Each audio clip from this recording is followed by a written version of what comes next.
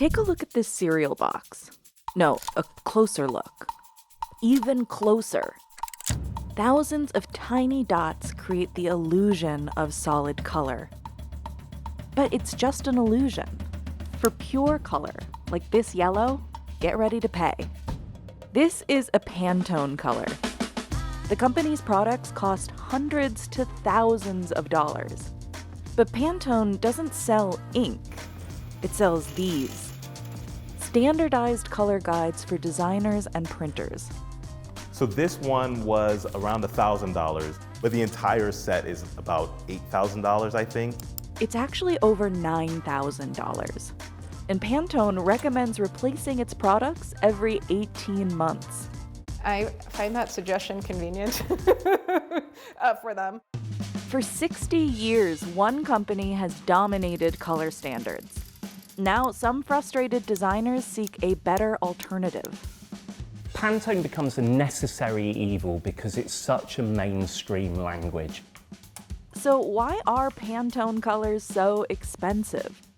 And how does a company make a fortune on color without selling a drop of ink? Most printing is like that cereal box. You might have heard it called CMYK, or half-toning. It's a process that's been around since the 19th century. But CMYK can only produce a limited number of colors. Pantone gives designers a shared palette way beyond that range. And these colors are solid. See, no dots. They look brighter, cleaner, and more consistent. You might know Pantone from its color of the year, but you actually see it every time you go to the grocery store. Its colors are everywhere. To understand why Pantone became the industry standard, we have to go back to the 1950s. Before computers and Adobe, design was a physical process. You'd have these little tweezers, and you'd have to kind of move things around in your composition. You would use a lot of chemicals, there was a lot of rubber cement, X-Acto knives. Getting things to be really precise was really hard. And getting colors to look the same around the world was challenging. Color matching really wasn't something that people could do when working with different printers. One of the famous examples is of Kodak. Some printers would print the yellow a little darker, some would print it a little brighter. When the customers saw those side by side on the shelf, they'd often go for the brighter box, thinking that that film was fresher. Solving this problem was a huge business opportunity, and one man was ready to capitalize on that. Larry Herbert started working at Pantone in 1956.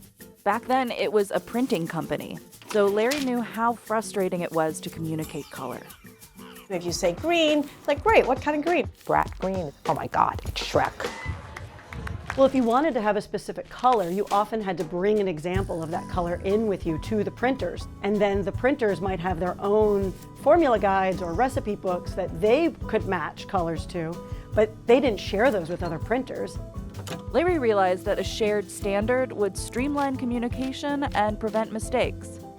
But he wasn't the first to come up with this concept. There were other color references, like the Munsell color system, developed in 1905. Or this 1922 book for textiles. Even before that, scientists worked to standardize color names. Although this author might not have appreciated Pantone's color of the year, Mocha Mousse. More than just a color, Mocha Mousse is a treat. He denounces fanciful and nonsensical names. But there wasn't a system used across industries. To duplicate exactly the subtle shadings and tone combinations conceived by the artist require the services of an expert cheap colorist. Larry was determined to change that. His key innovation was the Pantone matching system. Pantone chooses a bundle of colors and assigns a numerical code to each one. Every color has a specific formula, like a recipe written by Pantone. The company distributes its system through guidebooks like these. So instead of saying royal blue, you'd say Pantone 300. Then you'd specify if you're printing on coated or uncoated paper. Printers anywhere in the world instantly know what you want, and they have a repeatable way to recreate that color. as long as they also own a guidebook. Numbers matched to colors. It's sort of that simple. Pantone released its first guides in 1963 with about 500 colors. 219, that's 8 parts rubine red and 8 parts white. And the system was a hit, selling over 200,000 copies in about 5 years. By 1971, it was used in 42 countries at hundreds of printers. 2 years later, it was up to 58 countries. It was such a needed product as branding and corporate identity was getting larger, as people were starting to pay more attention to how brands were presenting themselves. Color consistency just became incredibly important, and Pantone fit the bill perfectly. In less than a decade, Pantone became the industry standard. Superman or Batman, even states, they have PMS colors associated with their flags. The company expanded into textiles and plastics. And in the 1980s, Pantone was quick to license its colors to software companies. We have over 10,000 colors at this point.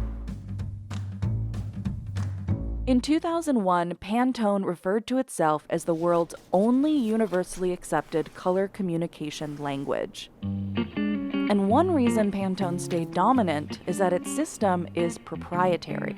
Property, Pantone, registration mark. Before you get to the colors, you're greeted with a trademark and copyright notice. But Pantone's near monopoly has caused some designers to feel like they have no choice but to pay. Pantone don't own anything. The only thing they actually own is the code that they associate with that colour. So they don't own the colour, they just own the language that we use to describe the colour. And it's gone to court to protect that language. In 1968, Pantone sued a competitor called Paratone, saying that it copied Pantone's intellectual property. And Pantone won. The judge determined that Pantone's system had sufficient originality and uniqueness to qualify it for copyrightability. There's no corporate headquarters for CMYK, there's no corporate headquarters for RGB, but there is a corporate headquarters for Pantone. Does Pantone have a serious competitor? That's a good question. Everyone can be a competitor, but at the same time, there's only one Pantone with such a dedicated team. For printers, Pantone is a fact of life. The whole 38 years I've been here, we've been using Pantone. If we went away from Pantone, a lot of our higher-end clients, I don't think they would want to do business with us anymore. Kevin uses Pantone guides to verify that printed colors match client orders. If they have a book and they pick the color, then we have our book and we know exactly what they want. They're one of our most valuable tools that we have in the printing industry. Allied Printing mixes each Pantone color in-house using a set of base inks. If you mix to the formula, you're getting the Pantone color. Where if you're just shooting in the dark, you could be mixing ink all day long. Anthony is Allied Printing's resident ink mixer. Just go to page 65, find your color. This is 711 right here. So we want a 6-pounder. Usually I do my 6-pounders in a 1 gallon. This fits up to like 8 pounds. This is my recipe right here. So I have transparent white, which is clear. We have yellow.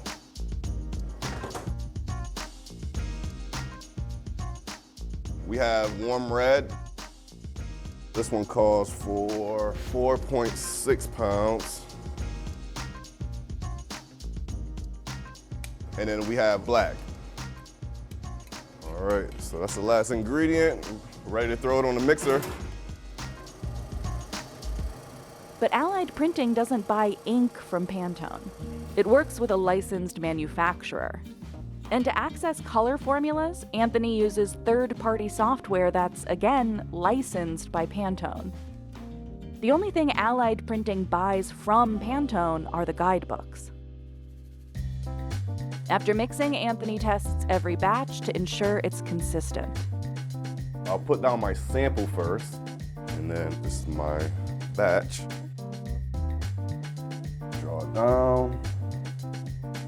Here's your color. It looks good. The formula looks good, and that's it. That's a typical ink order fulfilled. Because Pantone colors are pre-mixed from 11 base inks, they look brighter and cleaner compared to CMYK, which uses just 4 colors.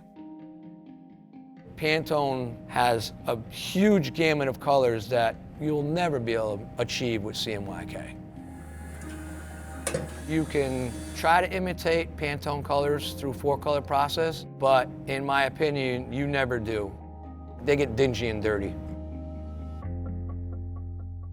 CMYK is useful for something like this photo, with hundreds of slightly different colors and shades. Pantone excels when you need one solid color to look exactly the same every time it's printed, like with a logo or a brand color. We could run a part of a project here in Connecticut, and someone else could run part of a project in California. And if you're running Pantone, they're gonna match. But depending on what you're printing, Pantone is often more expensive. Besides the effort of mixing colors, Kevin says the ink itself costs about 15 to 25% more than CMYK. Some of our customers don't care about price. A lot of big corporations, if that's their corporate color, they want their corporate color to be perfect. But some designers are frustrated by Pantone's level of control. Pantone becomes a necessary evil because it's such a mainstream language. These frustrations took center stage in October 2022. I woke up one day, opened my laptop, and there were a load of black squares where there were colours because Pantone wanted additional money for me to access the colour palette. Pantone colors used to be accessible in Adobe software like Photoshop.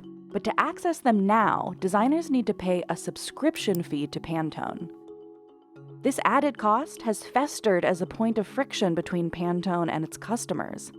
If I'd been asked 3 years ago if I had any issues with Pantone, I would have really struggled to answer that question. But now we were being asked to pay $15 on top of that Adobe fee, and it's not as intuitive of a system. Pantone says the old colors were outdated, and its new plugin offers more features. But not everyone is happy about the change. The Adobe plugin has a 1-star rating. What we used to have used to be really easy. It's a tool and I want it to be easy. Of course, having its own plugin also gives Pantone a space to advertise new products. That's just reality in the world, right? There's a lot of subscriptions out there. If you're a serious designer, that cost will be nothing. They can put the prices up whenever they want and the whole world has to agree. They can charge whatever they want for the colour books because there's no competition. And that's not right. We need healthy competition. But how do Pantone's customers feel about there being only one Pantone? You don't really have a choice, especially if you want to be on par with industry. You're at a competitive disadvantage if you're not aware of this. Rotimi is an industrial designer, so having a 3-dimensional color reference is invaluable. But when he and his wife Candace started their own studio, the price of Pantone was shocking. When I tell people I spent $1,000 on a color set of grays, they look at me like I'm crazy. Rotimi really likes gray. I like white and I like black, and so gray is just like right in between. There's quite a bit of variation. This one skews more blue, more purple, whereas this one skews a little bit more neutral. There's just so many variances in gray or even white. One replacement chip is $20, and the complete set costs over $9,000. Unfortunately, Rotimi's has started to yellow. This is the original color. You can see how bright that is. It hurts a little bit. Pantone recommends replacing its guides every 12 to 18 months. Although Kevin is the only person Business Insider spoke to who actually does this. These are the ones, the older ones. So a lot of these are from, this is 2016, and from new to old. See how much yellower the old one is? But for many designers, paying hundreds or thousands of dollars every 18 months is unrealistic. It's maybe not super necessary, but there is definitely an expiration date on those things. We probably update them every couple of years. This is a good example of when it's time to buy some new Pantone books. The Pantone system, it definitely does really well in corporate America with larger business structures. Your freelancers and your small studios, it's not optimal for us. The barrier to entry is high. If you want access to Pantone's tools, you have to spend at least a few $100s. A set of these binders costs $561. It lets you rip out swatches, useful for collaboration, but also destructive. Replacement pages are $13 each. You can tell this whole row is missing, so then this becomes essentially useless because you can't compare colors. Richa is a graphic designer. She works with brands like Hershey and Keebler. I feel like I'm building a grocery store over here. Her favorite Pantone color is Taxi Cab Yellow. I think it might be 132. 132 is not right. It is what I would define as a baby poop color. I take it back, not 132, but 130. Look at that beauty. Richa uses Pantone guides to translate her digital designs to print. Making sure that what they're seeing on their screens matches the color that they experience in real life. So this is my baby. This is my Pantone bridge guide. We have our Pantone colors, and then over here we have our CMYK values. It's pretty beat up because I use it a lot. Thankfully, that's one of the more affordable guides. Just $265. We have like 30 of them or something. So that adds up. But for a lot of designers, access to Pantone's shared language is worth the cost. Pantone shapes our world. Anything that is being printed, especially for larger brands, is likely using a Pantone. Like Target Red, Tiffany Blue, and of course, Minion Yellow. I think for the functionality within our industry, it makes sense for there to be one big player. It's such a dance because there are so many partners involved in producing things like this. You're sort of creating the design intent, handing that off to another partner that's going to then make sure that they use the same design intent. That partner is often a printer. If there were 3 different types of guides and designers got a hold of them, they would make printers' life miserable. Every printer in the world would have to go to 3 different standards. A designer today can definitely work without Pantone. There's millions of them that do, but they're missing out. Eddie works at Pentagram, a premier design agency with locations around the world. My favorite Pantone color is black. It is a color, but you always have to have a hint of color somehow. This particular yellow, I would say, is like a corn yellow. It wouldn't be a sort of sunflower yellow. It's not warm enough. At Pentagram, an abundance of Pantone guides are always within arm's reach. This bundle costs over $1,000. Having a Pantone system is an investment. It definitely is. But you should pay for that. When you're dealing with Pantone, what you see is really what you get. You cannot print this at home or go to Kinko's and believe that you're actually going to get that color. It's never going to happen. Color experts at Pantone work hard to ensure that every guide is consistent.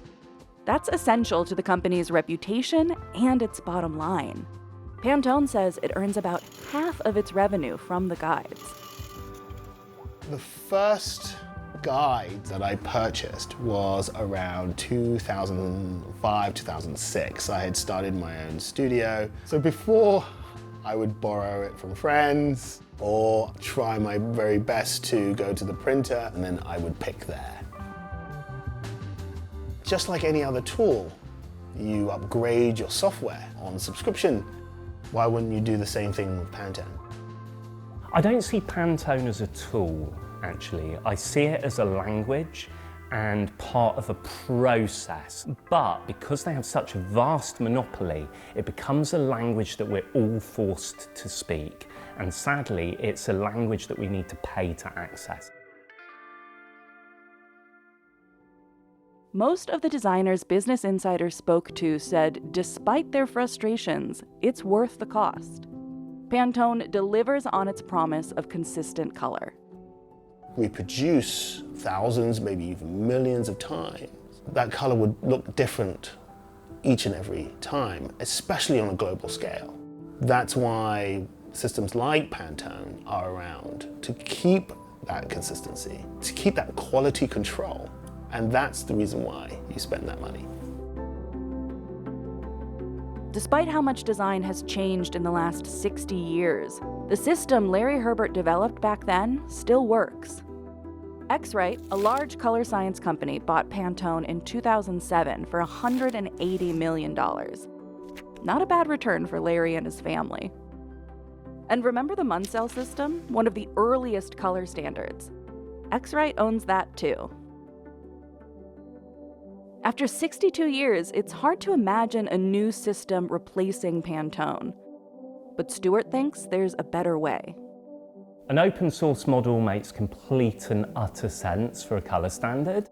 If enough people used it, it would easily eclipse Pantone overnight.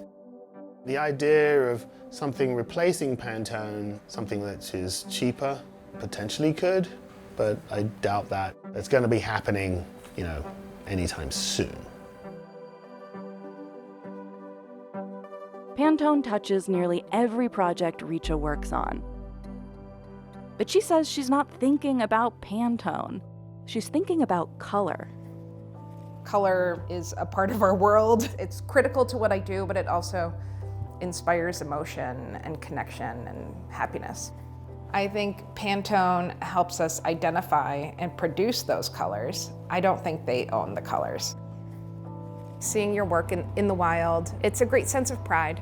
It just feels great to know that all the effort that you put in has come to life the way that you intended and is now something for people to connect with. And again, amazing bragging rights. You can tell your family, go to the store, pick up this pack. I made this. Takes what we do and makes it tangible.